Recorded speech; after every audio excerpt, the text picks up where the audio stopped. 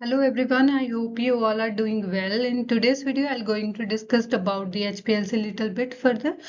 Previous दोनों videos में हमने क्या डिस्कस किया था, HPLC है क्या, उसके कौन से कंपोनेंट्स हैं, और आप आइसोक्रेटिक रन क्या है, ग्रेडियंट रन क्या है।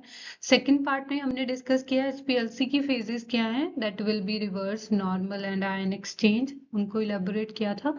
आज हम थर्ड पार्ट में डिस्कस करेंगे कि HPLC में क्रोमेटोग्राम क्या है। अभी क्वेश्चन अराइज होता है कि आपने कुछ डिटेक्ट किया और उस डिटेक्शन का नाम है क्रोमेटोग्राम। आप कुछ पीक को डिटेक्ट कर रहे हो, उसका नाम है क्रोमेटोग्राम। वो है क्या? The graphical representation of a detector response, concentration of analyte with respect to and the other quantity used as a measure of effluent. Basically आपके पास एक पीक स्पेक्ट्रा ड्रॉ होके आएगा जो हम नेक्स्ट पार्ट में अभी डिस्कस कर रहे हैं। तो उस ग्राफिकल रिप्रेजेंटेशन को हम क्या बोलते हैं? क्रोमेटोग्राम। क्रोमेटोग्राम कुछ इस टाइप का होगा। मैंने एक एग्जाम्पल कंसिडर किया है। इसके क्या क्या कंपोनेंट्स होंगे हम उसको इलेबोरेट करते हैं, सो दैट कि जब आप HPLC का क्रोमेटोग्राम देखो तो आपको कुछ पार्ट फेमिलियर लगे।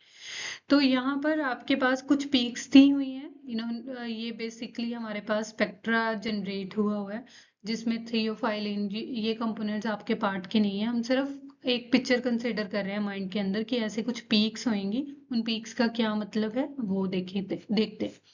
क्लियर?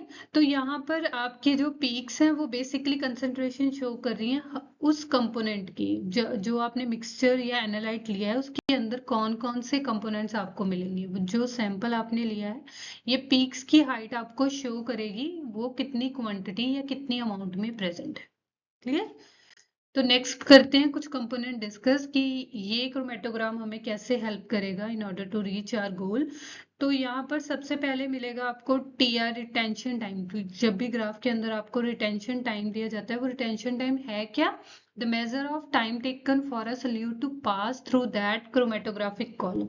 जो आपने कॉलम लिया है उसमें से आपके सोल्यूट को कितना टाइम लग गया पास ऑन करने के लिए, that will be called as a retention time. Different graphs में या डिफरेंट बुक्स में इसकी डिफरेंट नोटेशन होगी। मैंने इसकी एब्रीवेशन TR कंसिडर करी है, तो अगर डिफरेंट बुक्स में कई बार T0 भी लिखा होता है तो वो आप उस हिसाब से समझ लोगे। ड्वेल वॉल्यूम क्या चीज है? ड्वेल वॉल्यूम बेसिकली अगर आप आइसोक्रेटिक रन आपने समझा हो, तो आइसोक्रेटिक रन क्या था? जब हमने कंसंट्रेशन चेंज नहीं करी है, थ्रू आउट द सेपरेशन हमने कंसंट्रेशन सेम रखा है, चाहे वो 30-70 है, चाहे 20-80 है हमारे सॉल्वेंट्स की कंसंट्रेशन, वो रेशियो हमने सेम रखा है। तो उस टाइम ड्वेल वॉल्यूम का कॉन्सेप्ट नहीं आएगा। ड्वेल वॉल्यूम का कॉन्सेप्ट तब आएगा जब आप ग्रेडियंट रन करोगे। मतलब आपने फर्स्ट मिनट के लिए अपने जो सॉल्वेंट है उसको 20-40 की रेशियो में रन करा, फिर आपको सेकेंड मिनट में लगा कि टू ऑप्टिमाइज द फ्लो आपने 30-70 कर दिया, फिर आपने थर्ड मिनट पे 40-60 कर दिया, फिर आपने फोर्थ मिनट पे सपोज आपने रिवर्स करा या कुछ भी करा। तो उस टाइम पे जैसे फॉर फर्स्ट मिनट मेरा 20-80 था, राइट? तो फर्स्ट मिनट में रन होने के बाद अभी सेकंड मिनट में मैंने एकदम से बोला कि मैंने अपना कंसंट्रेशन सॉल्वेंट का चेंज कर दिया, दैट इज 30-70। तो उस टाइम पे मेरा एकदम से सॉल्वेंट रेडी नहीं हो जाएगा, रेशियो चेंज होने में टाइम लगेगा सिस्टम के अंदर। तो उस टाइम तक जब तक मेरा वॉल्यूम, जो मेरा सॉल्वेंट का जो वॉल्यूम कंपोजिशन है वो मेरे एनालाइट से नहीं मैच मिला है, अभी एंटर नहीं हुआ है इनलेट के अंदर, तो उस वॉल्यूम को हम बोलेंगे dwell volume. Right? I hope ये सिंपलेस्ट लैंग्वेज थी उसको समझाने की। अगर स्टिल आपको लगेगा, बेसिक डेफिनेशन आप रीड कर सकते हो। The volume between the point where the mobile phase mixes and the column inlet. तो उस जो वॉल्यूम को पर्टिकुलर बोलेंगे तो उस वो वॉल्यूम का नेम है ड्वेल वॉल्यूम। अभी मैंने कैपिटल D नोटेशन यूज करी है जब मैंने बुक से पढ़ा था, जिस बुक से, तो आप उसको डिफरेंट नोटेशन से यूज कर सकते हो, बट आपको बेसिक कॉन्सेप्ट पता रहना चाहिए। VM क्या है? Hold up volume. VM the component that is not retained by at all by the stationary phase.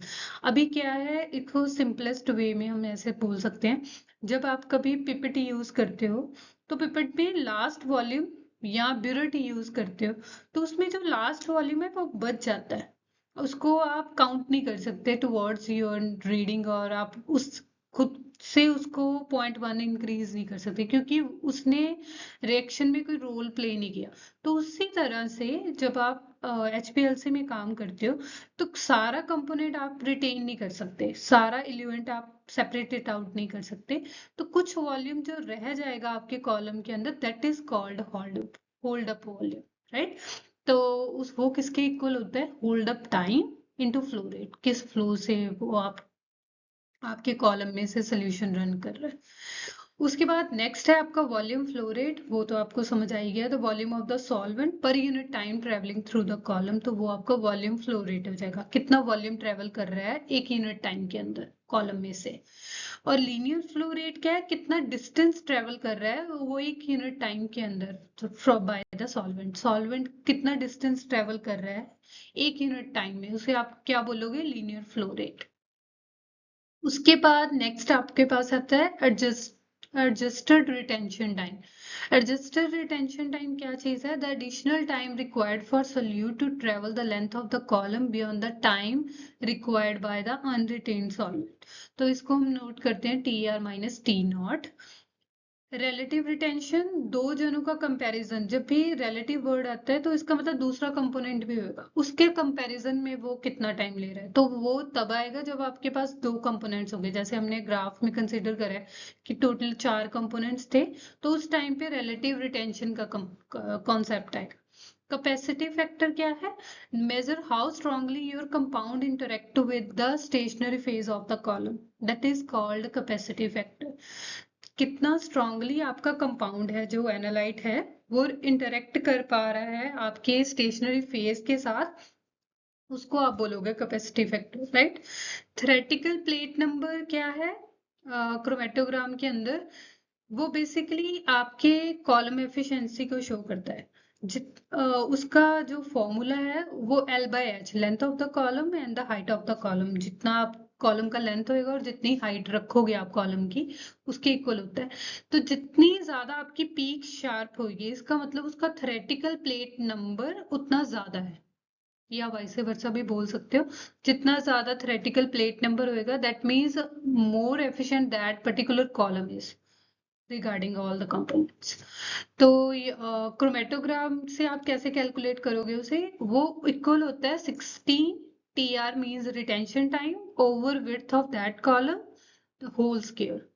और अगर आप पीक बेस हाइट से विड्थ हाइट अगर आप हाफ लेके चल रहे हो, तब आपके जो वो थ्योरेटिकल प्लेट नंबर है वो 5.54, फिर से वही retention time divided by W, width half of width और इनटू स्क्वायर। नेक्स्ट है आपके पास रेजोल्यूशन डेफिनेशन से क्लियर है, टू सेपरेट टू कंपाउंड्स। तो जितना डिस्टेंस आपकी दो पीक्स के अंदर रहेगा, that HPLC compound has more resolution capacity.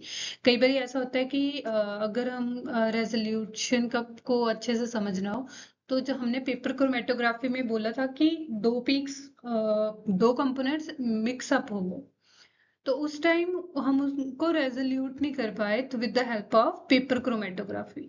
तो इसी तरह से रेजोल्यूशन का कॉन्सेप्ट आप समझ सकते हो कि separation of two components into the mixture, how clearly you are able to resolute those components separately, तो उसको रेजोल्यूशन कैपेसिटी बोलते हैं। उसका फॉर्मूला भी आप रीड आउट कर सकते हो, बट बेसिक है कि आपके पास दो पीक्स रहनी चाहिए so that you are able to resolute the components. तो सिग्नल टू नॉइस रेशियो आप रीड आउट करते हो, वो किसके इक्वल होता है? 2H/H। H क्या है? Peak height. अब जब आप स्पेक्ट्रा रीड करते हो तो स्पेक्ट्रा के अंदर सारी पीक्स तो एक साथ नहीं होती, कुछ सर्टेन हाइट्स, जैसे अभी हमने कंपोनेंट देखा तो हमें 4 पीक्स बिल्कुल क्लियर अप शो हो रही है, क्लियर। उसके बाद जो वो डिस्टेंस है, उसके अंदर आपके पास ब्रॉडनिंग आएगी, कई बारी ब्रॉडनिंग आएगी, कई बारी लोअर इंटेंसिटी की हाइट्स होंगी। तो वो बेसिकली आपकी क्या है? नॉइस है, वो कोई किसी सिग्नल को रिस्पॉन्ड नहीं कर रही, वो नॉइस है। तो आप उसको कैसे कैलकुलेट करोगे? 2H/H कंपोनेंट से। H, कैपिटल H आपकी पीक हाइट होगी उस कंपोनेंट की, और स्मॉल h क्या होगी? Noise height. तो आप उस क्रोमेटोग्राफ के अंदर दोनों हाइट्स को मेजर करके बता सकते हो कि कितने signal to noise ratio.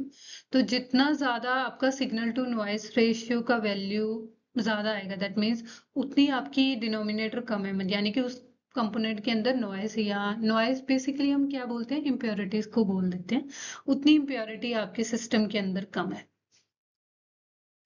I think that's all about the chromatogram. जो कंपोनेंट्स मैं मैक्सिमम फाइंड आउट कर पाई क्रोमेटोग्राम के अंदर, I will be able to describe all that. I hope this video helps you to understand the chromatogram effectively. Thanks for watching, guys.